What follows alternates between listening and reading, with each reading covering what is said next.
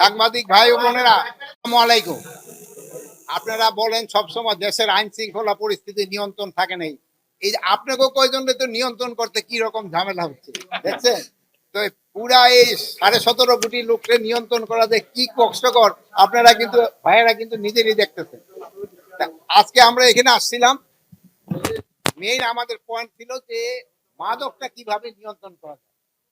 মাদকটা আমাদের এই সমাজে বিভিন্ন জায়গায় বিভিন্ন লেভেলে ছড়ায় পড়ছে। এটা নিয়ন্ত্রণ করার উদ্দেশ্যেই আমাদের আজকে সভাটা। যেহেতু আমরা ঢাকায় অনেক সভা করেছি, কিন্তু যারা এক্সিকিউশন করবে তারা থাকে হলো এখানে। এই জন্য আমরা আজকে এখানে বসছিলাম, তাদের আমরা বিভিন্ন ধরনের ইনস্ট্রাকশন দিয়েছি। আমরা এখন হয়তো কয়েকজন চলে যাব, আমাদের সচিব মহোদয় থাকবে, অন্যান্যরা থাকবে, তারও আবার ইন ডিটেলও আলাপ করবে মাদকটা কিভাবে নিয়ন্ত্রণ করা যায়। আর জানেন এই মাদকটা মেইনলি এই কক্সবাজারের উপর দিয়ে আছে। এই জন্য আপনাদেরও একটা কিন্তু বিরাট দায়িত্ব রয়ে গেছে এই মাদকটা নিয়ন্ত্রণ করার জন্য। আপনারা যদি আমাদের সাথে সহযোগিতা করেন, এটা কিন্তু মানে সবটা আপনারা আল্লাহর কাছেও পাবেন, শুধু আমাদের কাছে না। কাজ করে আল্লাহর কাছে সব পাবেন। আর আমরাও যেটা মনে করি, আমরাও কিন্তু একটা বড় ধরনের সব পাবো।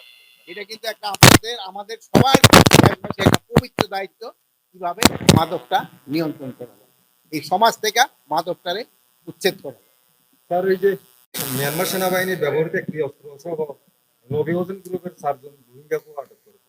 এক কথায় বলতে গেলে এখন রোহিঙ্গা সন্ত্রাসীদের কারণে নিরাপদ হয়ে উঠেছে। এই একটা তো সত্যি যে এই একটা সমস্যা, বাট এটা রোহিঙ্গা সমস্যাটা কিভাবে সমাধান করা যায় এই ব্যাপারে আমাদের কিন্তু একজন উপদেষ্টা আছেন, উনি এই ব্যাপারে দেখতেছেন। এবং হয়তো আমরা কিছুদিনের ভিতরে আল্লাহ দিলে হয়তো রোহিঙ্গা সমস্যাটা কিভাবে সমাধান করা যায় ব্যবস্থা হয়ে যাবে।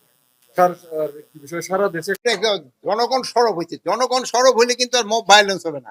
জনগণ সরব হইলে তো জনগণই মব ভায়োলেন্স বন্ধ করে দিবে। মব ভায়োলেন্স কোনো অবস্থায় গ্রহণযোগ্য নয়। যদি কেউ কোনো কিছু করতে যায়, তারা আইনের জন্য তারা আইন প্রয়োগকারী সংস্থার কাছে হ্যান্ড ওভার করবে। নিজের হাতে কারো আইন তুলে নেওয়ার অধিকার কারো নেই।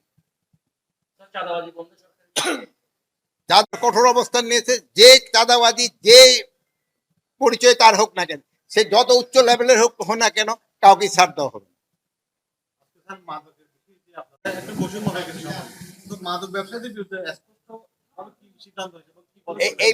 এই স্পষ্ট সিদ্ধান্ত হয়েছে যে আমাদের ভিতরে সাধারণত দেখা যায় যে মাদক ধরা পড়ে, কেরিয়ার ধরা পড়ে, কিন্তু গডফাদাররা ধরা পড়ে না।